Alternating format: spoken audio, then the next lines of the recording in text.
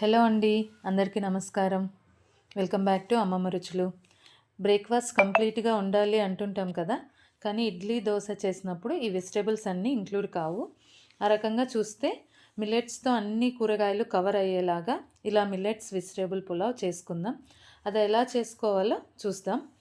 ఒక పాత్ర తీసుకొని అందులోకి 3 స్పూన్ల ఆయిల్ తీసుకొని అందులోనే సాజీరా, ఇలాచి, బిర్యానీ దినుసులన్నీ వేసుకోవాలండి.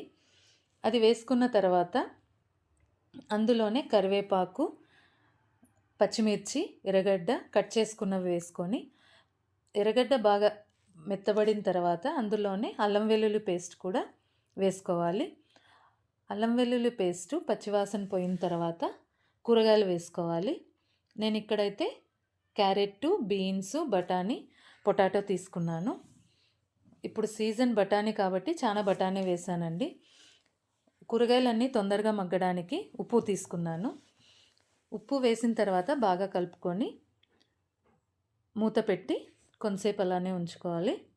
ఆ తర్వాత టమోటా ముక్కల్ని వేసుకున్నాను. ఇక్కడ నేను టమోటాని చిన్న పీసెస్ లాగా కట్ చేసుకున్నాను. టమోటా కూడా తొందరగా మగ్గడానికి కొంచెం పసుపు వేసాను. అందులోనే కొత్తిమీర, పుదీనా కూడా వేసి బాగా మిక్స్ చేసుకొని బాగా కలుపుకొని ప్లేట్ వేసుకోవాలి. నేను ముందు రోజే ఆరికల్ని నానపెట్టుకున్నాను.